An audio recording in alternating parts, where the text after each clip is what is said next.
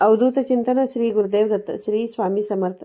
तुम्हा सर्वांचं आपल्या चॅनलमध्ये खूप खूप स्वागत करते आणि आजच्या या नवीन व्हिडिओला सुरुवात करते. आज 1 डिसेंबर आहे आणि वार आहे रविवार आणि आज आहे कार्तिक अमावस्या. या कार्तिक अमावस्येला दर्श अमावस्या असे देखील म्हटले जाते.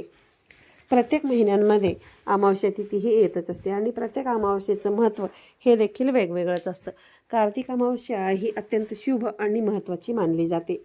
असे म्हणतात की या कार्तिक अमावस्येला पितरांचे आशीर्वाद मिळवण्यासाठी ही अमावस्या असते. बघा, या दिवशी पितृदेव पृथ्वीवरती येऊन सर्वांना आशीर्वाद देत असतात असं मानलं जातं. त्यामुळे या दिवशी काही पुण्यकर्म केल्याने तुमच्या सर्व संकटांचे निवारण होऊ शकते.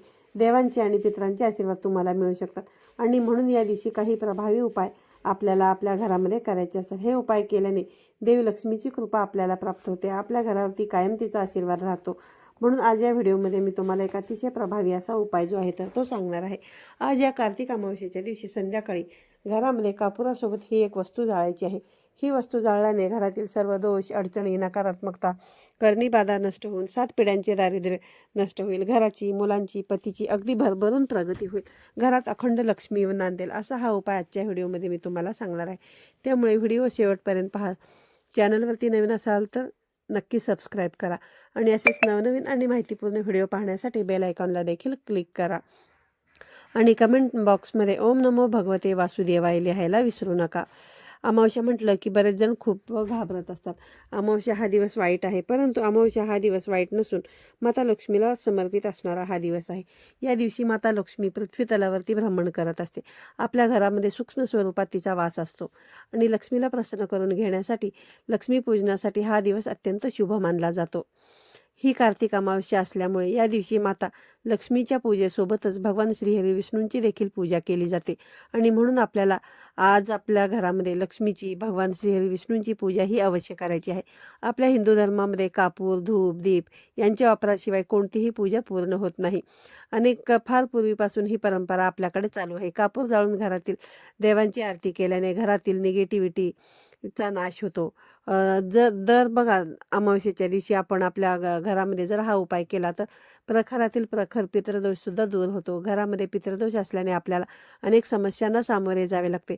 जसे की अनेक उपाय करून देखील एखाद्या जोडप्याला अपत्य प्राप्ती होत नाही किंवा मग जरी अपत्य जन्माला आलं तरी ते अपत्य मंद, अपंग असे जन्माला येतात. आणि ते काही अपत्य अशी देखील असतात की जन्मताच ते मरण देखील पावतात. तर याला सुद्धा पितृदोष हाच कारणीभूत असू शकतो. त्याचबरोबर पितृदोषामुळे व्यवसायातून, नोकरीमध्ये कोणत्या ना कोणत्या मार्गाने नुकसान होत असते. त्याचबरोबर कुटुंबामध्ये भेदभाव होतो. घरात राहणाऱ्या लोकांमध्ये एखाद्या गोष्टींवरून वाद होत असेल तर त्याला सुद्धा पितृदोष हाच कारणीभूत ठरू शकतो. पितृदोषामुळे नात्यामध्ये अंतर येते. सतत घरामध्ये कटकटी, भांडणं होत असतात. यामुळे घरामध्ये आलेला पैसा टिकत नाही. घरात अडचणी वाढत जातात. तसेच घरामध्ये आजारपण सुद्धा पितृदोषामुळे वाढत जाते. त्याचबरोबर घरामध्ये लग्नाच्या वयाच्या मुलं मुली असतात, परंतु त्यांचा विवाह योग हा जुळून येत नाही. विवाह योग जरी जुळून आला तरी तो जास्त काळ टिकत नाही. अगदी घटस्फोटांपर्यंत हे जे प्रकरण आहे तर ते जातं. त्यामुळे काही अशा आपल्या ठराविक तिथी असतात ना, त्या तिथीला आपण जर आपल्या घरामध्ये काही उपाय केले तर आपल्याला ह्या पितृदोषापासून बघा मुक्ती जी आहे तर ते मिळू शकतो. बघा, अनेक व्यक्तींना बघा पितृदोष असेल तर अनेक अपघात, संकटांना सुद्धा सामोरे जावं लागत असतं आणि म्हणूनच जसं मी तुम्हाला सांगितलं की आपण आपल्या घरामध्ये हा उपाय केला तर प्रखरातील प्रखर पितृदोष, दारिद्र्य, अडचणी, नकारात्मकता, करणीबाधा ही संपूर्णपणे नष्ट होऊन घरामध्ये अखंड लक्ष्मी नांदेल. हा उपाय आपल्याला आज सायंकाळी करायचा आहे. सायंकाळी तुम्ही 6 वाजल्यानंतर ते रात्री 11 वाजेपर्यंत तुम्ही हा उपाय कधीही करू शकता आणि अगदीच जर तुम्हाला वेळ असेल, शक्य असेल तर हा उपाय तुम्ही सायंकाळी 6 नंतर ते 9:30च्या आतमध्ये करण्याचा जास्तीत जास्त प्रयत्न करा. कारण ही जी वेळ असते तर ही ही वेळ आपल्या घरामध्ये लक्ष्मी येण्याची वेळ असते. तिन्ही सांजेची वेळ असते, दिवे लागण्याची असते. या वेळेला सकारात्मक लहरी या खूप जास्त प्रमाणामध्ये जागृत असतात आणि जर या वेळेमध्ये आपण हा उपाय केला तर आपल्याला त्याचं खूप पटकन रिझल्ट जो आहे तर तो मिळत असतो. हा उपाय करण्यापूर्वी बघा, तुम्हाला संध्याकाळी सर्वप्रथम देवघरामध्ये एक दिवा प्रज्वलित करून घ्यायचा आहे. धूप, दीप, अगरबत्ती लावायची आहे. तुळशीजवळ सुद्धा तुम्हाला एक शुद्ध तुपाचा दिवा लावून घ्यायचा आहे. त्यानंतर हा उपाय तुम्हाला करायचा आहे. हा उपाय करण्यासाठी तुम्हाला एक मातीची पणती घ्यायची आहे आणि या पणतीमध्ये तुम्हाला चिमूटभर अखंड अक्षता जे आहेत ना, तर ते आपल्याला, ज्याला आपण तांदूळ म्हणतो, ते त्याच्यामध्ये तुम्हाला टाकायचे आहेत. अखंडच घ्यायचे आहेत. तुटलेल्या फुटलेल्या किंवा कणी असलेले तांदूळ तुम्हाला या ठिकाणी वापरायचे नाही आहेत. आपल्याला याच्यावरती 5 भीमसेनी कापराच्या वड्या ठेवायच्या आहेत. भीमसेनी कापूर हा निगेटिव्हिटी दूर करण्यासाठी खूप प्रभावी मानला जातो. या कापरामध्ये निगेटिव्हिटी शोषून घेण्याची जास्त क्षमता असते.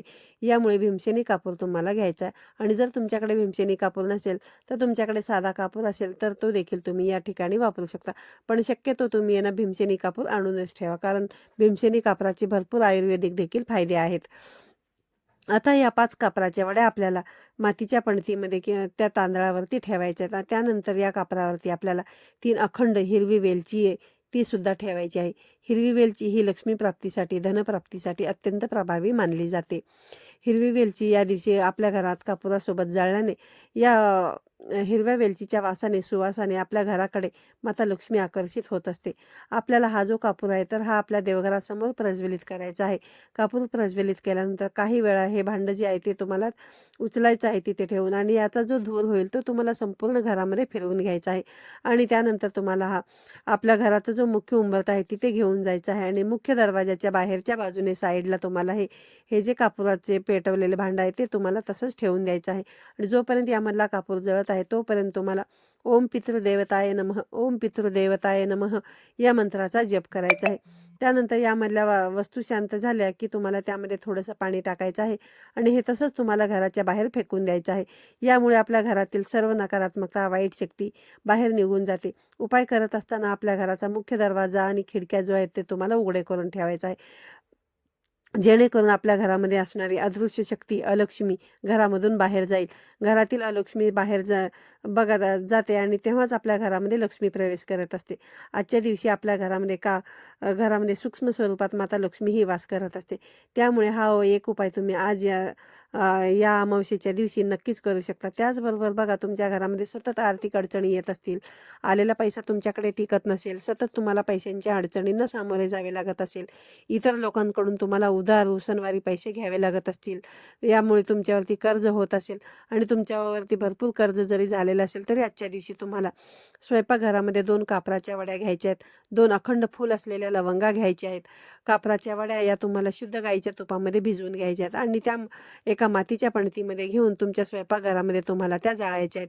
स्वयंपाकघरामध्ये जाळत असताना स्वयंपाकघर स्वच्छ असलं पाहिजे. खरकटी भांडी तुम्हाला किचनमध्ये ठेवायची नाही आहेत.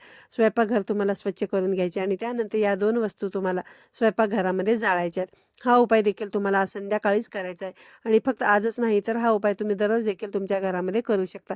नित्यनेमाने तुम्ही जर हा उपाय करत गेला संध्याकाळी तुमच्या घरामध्ये, तर बघा तुम्हाला स्वतः त्याचा चमत्कार तुम्हाला दिसून येईल. घरातील आर्थिक अडचणी या तुमच्या 100% दूर होतील.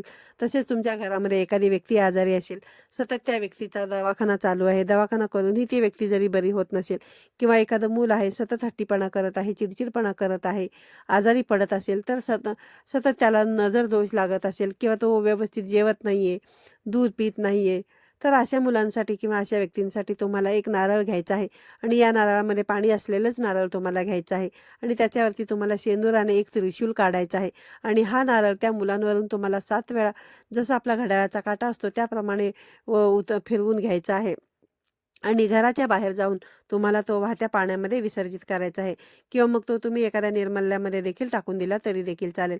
नारळ तुम्हाला फोडून खायचा नाहीये, हे तुम्हाला लक्षात ठेवायचं आहे. हा उपाय जर तुम्ही मुलांसाठी केला तर हा एकच नारळ तुम्हाला, एका मुलासाठी आहे ना, एकच नारळ तुम्हाला वापरायचा आहे. बाकी जर तुम्हाला आणखीन कोणावरून घरातील व्यक्तींवर जर दृष्ट काढायची असेल तर मग तुम्हाला प्रत्येक व्यक्तींसाठी वेगवेगळा नारळ जो आहे तर तो घ्यायला लागेल आणि प्रत्येकावरून वेगळा नारळ तुम्हाला उतरवून घ्यायला लागेल. एकदा केलेला उताराचा नारळ हा पुन्हा तुम्हाला वापरायचा नाही. त्याचबरोबर तुमचा उद्योग असेल, व्यवसाय असेल, तो चांगला चालायला हवा असं जर तुम्हाला वाटत असेल तर मग तुम्ही तुमच्या दुकानावरून सुद्धा असा उतारा जो आहे ना तर तो करू शकता. तुमची गाडी असेल, वाहन असेल, 4 व्हीलर असेल, त्याच्यावरून सुद्धा तुम्ही असा उतारा जो आहे ना तर तो आजच्या दिवशी करू शकता. असा नारळाचा उतारा तुम्हाला आज संध्याकाळपर्यंत अवश्य करायचा आहे. आजचा व्हिडिओ तुम्हाला आवडला असेल तर व्हिडिओला लाईक करा, शेअर करा.